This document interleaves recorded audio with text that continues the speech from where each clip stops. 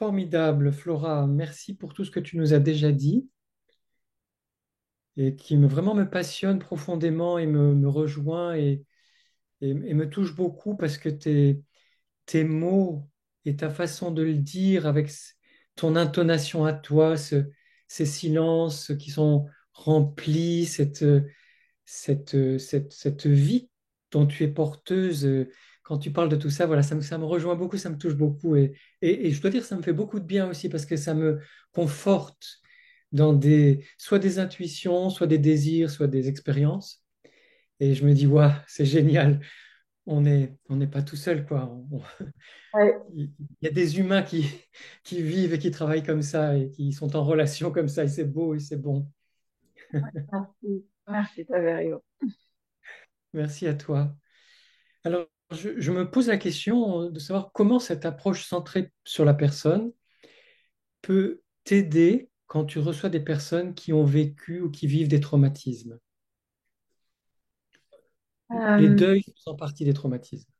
oui, c'est c'est une bonne question et je dois dire que j'ai pas une réponse consistante. Enfin, il m'arrive de me sentir limitée, de me dire que peut-être ces personnes-là, elles seraient davantage, elles seraient mieux prises en charge avec quelque chose comme le MDR. Donc voilà, euh, c'est une réponse qui est partielle. Je crois que qui,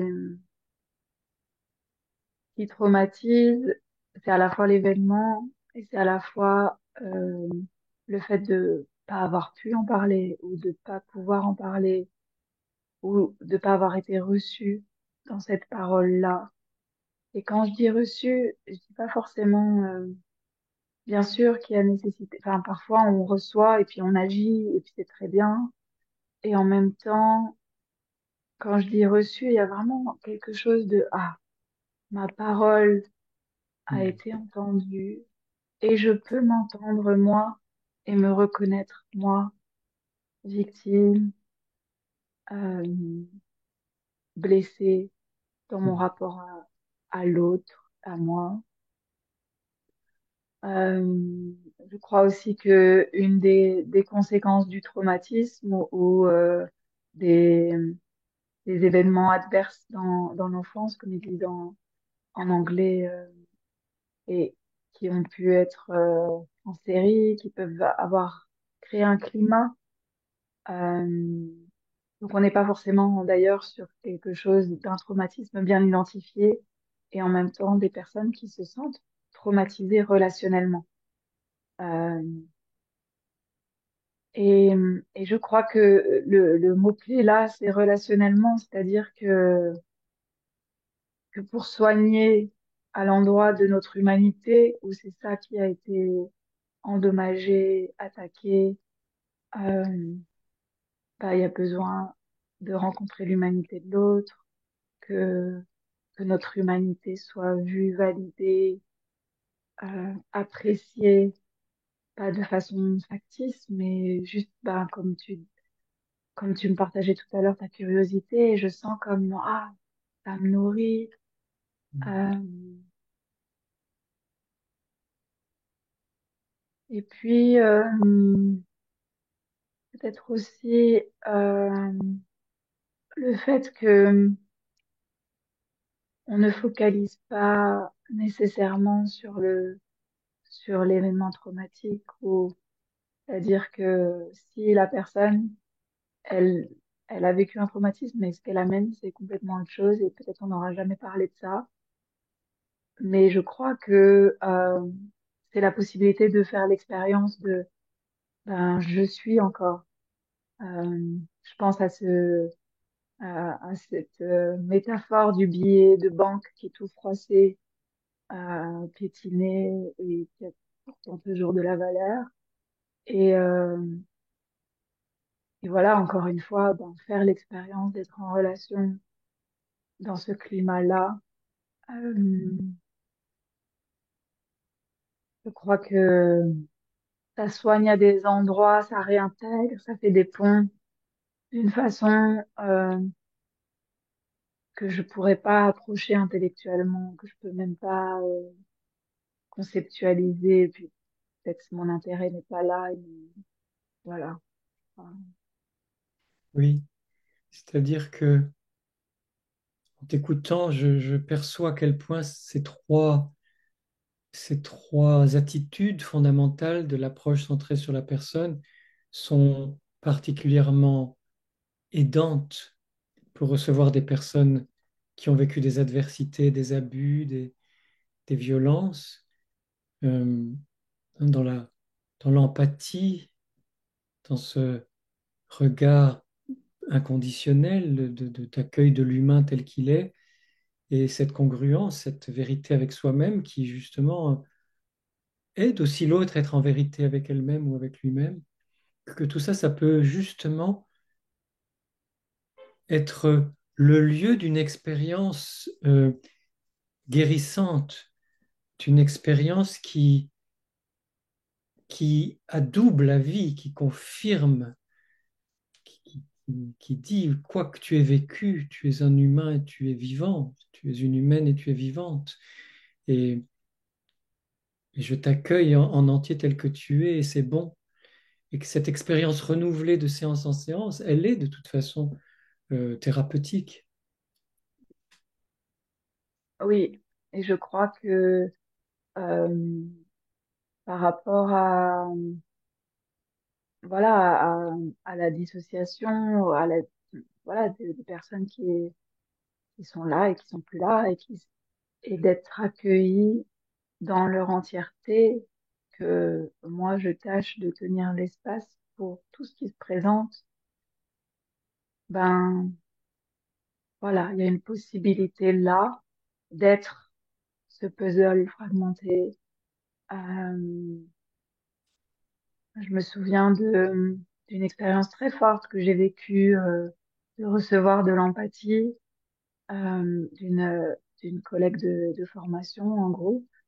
J'étais très frustrée de pas réussir à être en lien avec ce que je sentais. Je sais pas, je fais comme ça, c'était comme si je sentais que j'accédais pas à quelque chose de moi.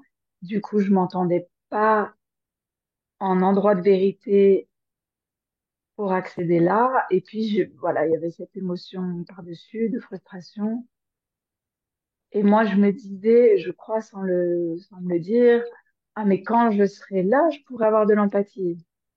Et elle m'a donné de l'empathie juste là où j'étais, avec cette frustration, avec le fait que je pouvais pas toucher, approcher là. Et ça a été tellement précieux, tellement, c'est comme si, voilà, on pouvait recevoir partout, sur le seuil de la porte, à 10 mètres, dans la pièce. Ouais. Mais c'est beau, c'est une très belle expérience. Et ça me fait penser combien moi-même, dans ma relation avec toi, et notamment dans les moments où on parle ensemble, que ce soit devant une caméra comme ça ou en public, combien cette qualité de présence à toi-même éveille, stimule, fait résonner une qualité de présence à moi-même qui peut s'approfondir, se poser, se déployer. Donc merci, merci du fond du cœur pour ces dons de vie et d'humanité à chaque fois dans nos rencontres. Et puis combien j'ai eu la chance avec toi de pouvoir spontanément, sans le décider, contacter les, les enfants, enfin l'enfant de différents âges, je vais le dire plutôt comme ça, l'enfant que j'ai été à des âges très variés, de tout petit à moins petit, moyen, plus grand, comme si, au-delà du puzzle de peut-être que ce qui pouvait être morcelé, il y a aussi toutes les étapes de l'humain que nous sommes et que c'est possible de les accueillir et d'être dans cette globalité, dans cette entièreté où on n'est pas uniquement l'adulte d'aujourd'hui, mais tout ça, tous ces êtres-là, toutes ces étapes-là, je ne sais pas comment les décrire, à la fois. Et comme c'est bon de se sentir dans cette entièreté-là aussi.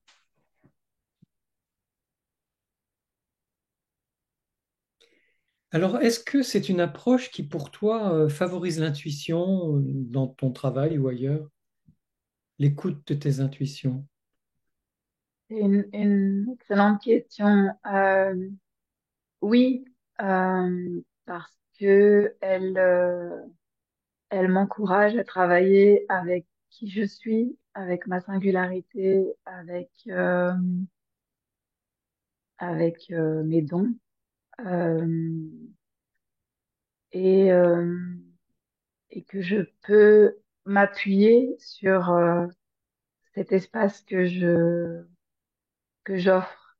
C'était un atelier où le facilitateur disait l'espace que vous tenez vous tient. Et ben, en tout cas dans mon cas, j'ai besoin de me sentir aussi très en sécurité pour m'offrir d'être en contact de mon intuition et de choisir de l'exprimer. Et donc c'est vraiment aussi une approche qui m'encourage à être moi-même, euh, à, à ne pas détourner les yeux s'il y a quelque chose qui est juste là. Euh, et puis en même temps, voilà, je dois dire que là où j'en suis aujourd'hui, je, j'ai besoin de faire très attention à comment je l'utilise ou comment je la traduis ou pas en mots, parce que ben, j'ai vraiment à cœur de pas prendre le pouvoir et je trouve que mes intuitions, ben, tant mieux quoi. Mais ce qui est beaucoup plus important, c'est les intuitions, c'est ce qui va émerger chez mon client. Et voilà, c'est très important pour moi euh, de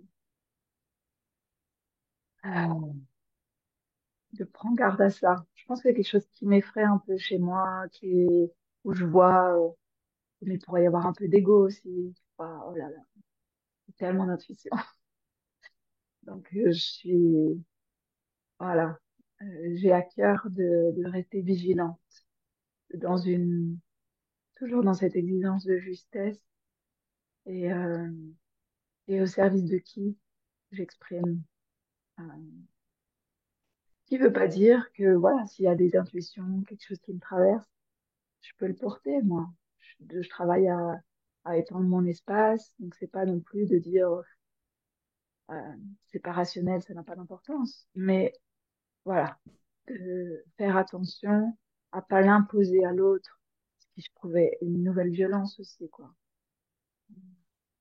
Oui, oui, c'est très, très important, très intéressant. Et je te remercie, c'est super et c'est vraiment formidable. Comme à chaque fois, toi, en tant que personne, dans tes qualités humaines et cette approche centrée sur la personne dans dans sa trame humaniste, je sens une forte éthique, dans le meilleur sens qu'on peut donner à ce mot, une forte éthique qui garantit, en tout cas qui permet justement l'empouvoirment, l'empuissancement de l'autre, et combien là, par exemple, nos intuitions, elles viennent comme des informations possibles dans notre écoute et notre ouverture, et cette création d'un espace, plus que comme tu l'exprimes très bien, comme une parole qu'on va imposer à l'autre, et comme une ouverture à l'émergence des intuitions de l'autre. Je trouve ça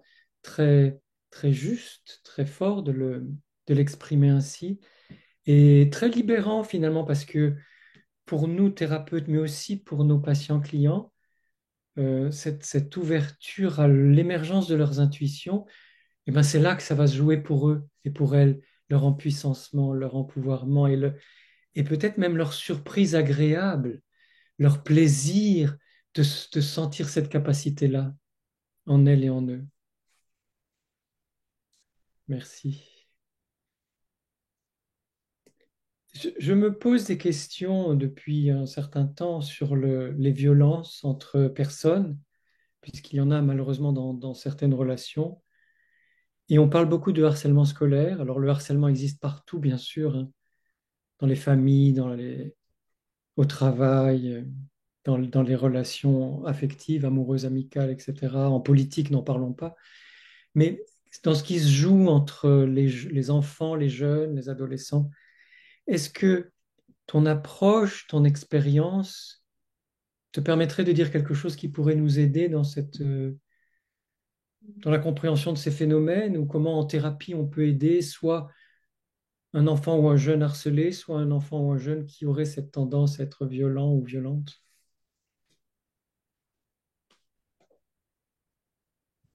Euh,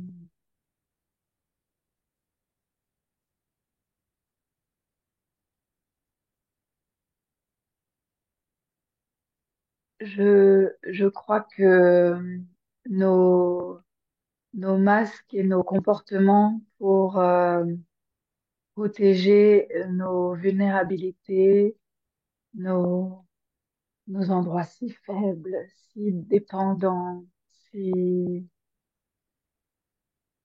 voilà, fragiles, bah, peuvent prendre plusieurs visages. Euh, et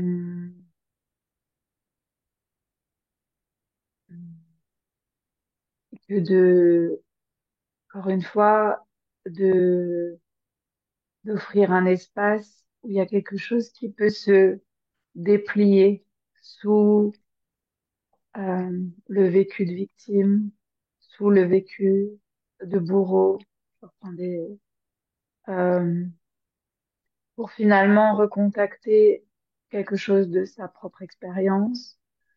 Euh, et je crois que ça densifie, que ça, voilà, on parlait de pouvoir personnel, et puis il y a quelque chose qui s'incarne là et qui s'assume. Euh, dans, voilà, j'espère la possibilité de vivre des relations plus équilibrées, de d'incarner ses limites. Euh,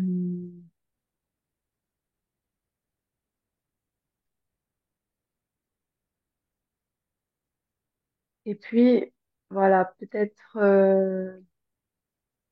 un espace où on peut, je crois que l'approche permet un espace où on peut vivre le mystère, où on peut vivre quelque chose de l'inconnu qu'on n'a pas encore pensé, qu'on n'a pas encore imaginé comme une solution.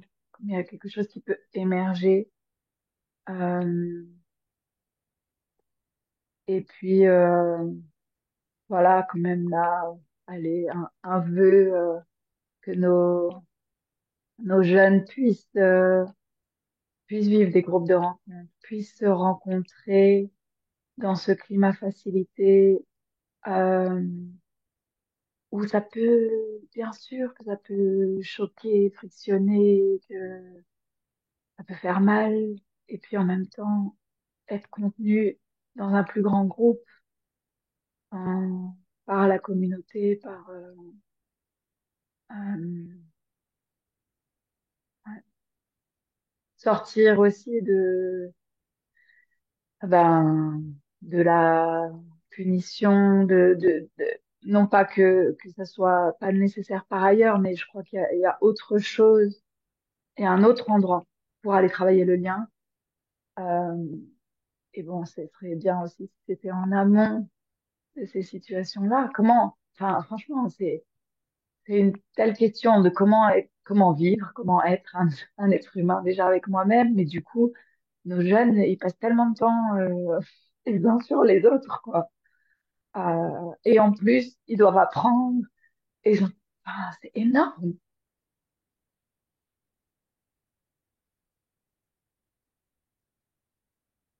Ouais. Donc, je dirais peut-être aussi, ben, encore une fois, quoi, donner de l'espace à tout ce qui est vivant là, qui prend pour que ça évite j'espère, de prendre ces formes-là de violence. Oui, en favorisant là encore la rencontre, la relation, l'écoute, l'expression de soi, comme tu dis, même dans les différences, les confrontations, les désaccords, et de pouvoir être là, ensemble. Et je trouve que c'est une très bonne idée, les groupes de rencontres, ce serait à proposer dans les collèges qu'il y ait des groupes de rencontres, une fois par semaine ou une fois par mois, mais des groupes d'expression libre de soi et d'écoute de l'autre. Et je retiens aussi cette idée de poser ses limites, de dire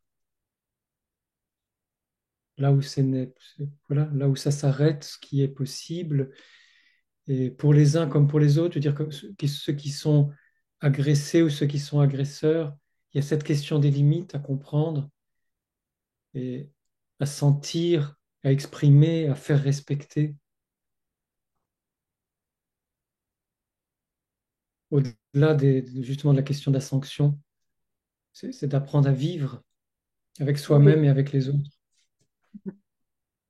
sans dénier la violence qu'on porte en nous Mm, mm, aussi. mm. Enfin, et ces gamins, enfin voilà, je vais partir trop loin si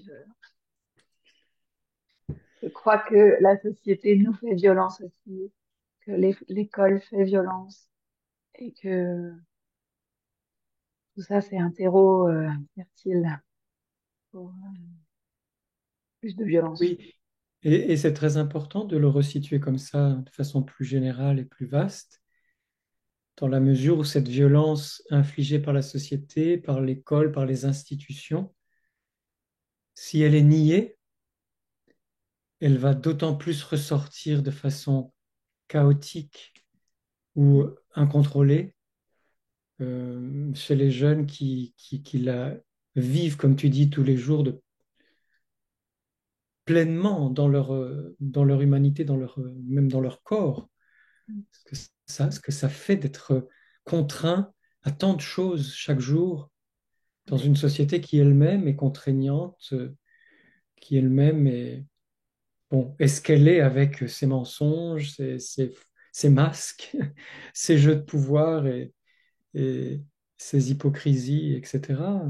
Où justement cette approche centrée sur la personne, ces approches humanistes, elles viennent nous redonner confiance et espoir dans la possibilité du social, non plus de la société, mais de ces liens sociaux qui peuvent être vivants, qui peuvent être bons, qui peuvent être nourrissants, qui peuvent être agréables, qui peuvent être porteurs et qui peuvent être humains, humanisants. oui, et j'ai envie de dire, même quand ils ne le sont pas, enfin, et j'anticipe, tu m'as dit avant qu'on relance l'enregistrement que tu voulais savoir l'impact de l'approche dans mes relations personnelles plus Oui, intimes. justement, oui. Et, euh, et je crois, j'essaye euh, de... Mais si j'essaye, mais disons que c'est pas toujours là, mais que c'est pas forcément que je fais un effort quand c'est là, c'est beau et c'est magique, d'avoir le focus, quand le focus et quand l'intérêt, l'attention, elle est sur le lien et sur la rencontre, sans exigence de la qualité et que ça soit agréable, euh, que ce que va partager l'autre, ça soit quelque chose que j'ai envie d'entendre parce que c'est valorisant. En fait, euh, peut-être il va partager quelque chose qui va me faire de la peine et peut-être mon partenaire il a de la peine et en fait de sentir que le fait d'avoir partagé, de s'être écouté, ça a créé du lien. Euh, Même, voilà, même si ça a été ce que j'ai partagé, en fait, c'est une explosion de quelque chose de colère. En fait, de plus en plus, je trouve que le vrai, quoi, quelque chose qui n'était pas dissimulé, qui n'était pas faux, même pour de bonnes raisons. Oh, ça fait une connexion en moi de ah mais oui, ah, je suis vivante et il y a ça, et je te le reconnais. Euh, donc voilà, j'essaye avec mon fils, avec mon compagnon, de d'apporter ma contribution à un climat où les choses peuvent se dire, où il y a de la place pour ressentir. Euh, Où j'amène l'autre jour, mon amoureux m'a dit qu'il aimait mon honnêteté radicale de temps en temps. Et il a précisé, de temps en temps j'aime, et de temps en temps, il y a de l'honnêteté radicale chez toi. Il y avait les deux choses, c'est pas permanent. Euh, et puis, voilà, finalement, pareil, je tends vers apprécier qu'ils soient eux-mêmes, apprécier la sécurité qu'ils peuvent trouver avec moi, que je peux trouver avec eux, plutôt que des signes plus extérieurs de ah ben ça fonctionne. Puis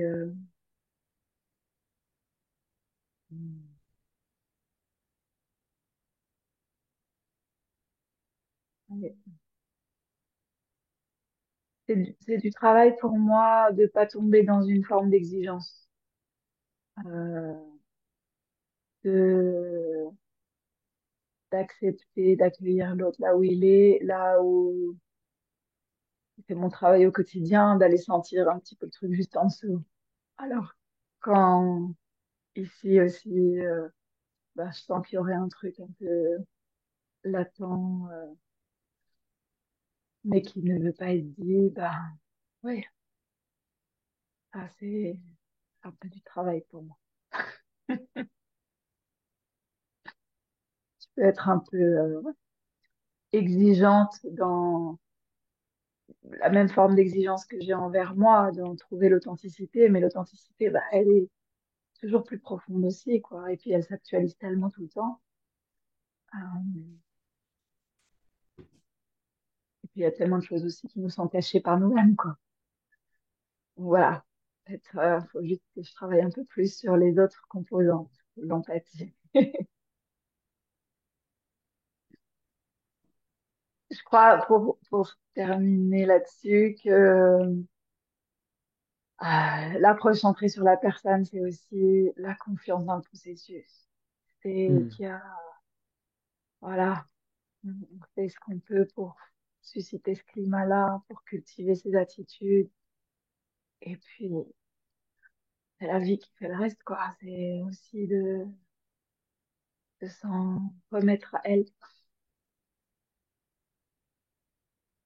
Oui, c'est très, très beau de le dire comme ça. Je voyais le fleuve de la vie, qui est un processus en soi, le processus du vivant, nourri par la rivière de ce processus qui est ton processus, la rivière qui est ma rivière de mon processus, et aussi avant que ça rejoigne le fleuve, eh bien des rivières qui se rejoignent, qui sont d'autres processus. Les relations sont aussi des processus, et que quand on est au moins dans cette conscience que tout est en mouvement, en chemin, dans un flux, que ce soit en soi, avec les autres et la vie de façon plus générale, il y a aussi quelque chose qui, tu parlais de détente tout à l'heure, mais il y a aussi quelque chose qui se détend parce que on n'a pas besoin justement dans cette approche mo- objectif-résultat mais plus dans l'approche centrée sur la personne qui est vivre le processus,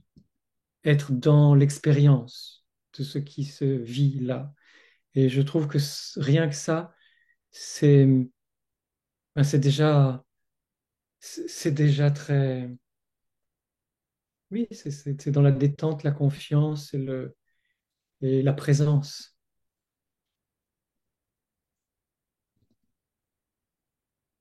Par quoi as-tu le souhait de conclure? Euh, j'ai envie de te proposer de faire l'expérience. Je crois que tu l'as fait avec d'autres thérapeutes, de tester. Donc, si tu aimerais qu'on fasse une courte séance ou quelque chose, ce serait avec joie. Je crois, oui, que c'est ça. Enfin, en fait, dans l'expérience, Oui. parce que c'est quelque chose surtout à vivre. Hmm.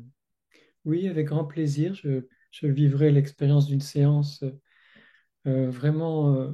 Oui, j'en ai un grand désir. Donc, merci de me le proposer. Et merci pour voilà, d'avoir accepté cet entretien, cette façon d'exposer qui tu es dans ce cheminement de longues années avec l'approche centrée sur la personne et comment tu la vis, comment tu la pratiques. Et merci voilà, d'avoir partagé tout ça avec nous. Avec joie. Merci beaucoup pour ton invitation et bah, l'espace que tu m'as offert là. Merci Merci. Flora.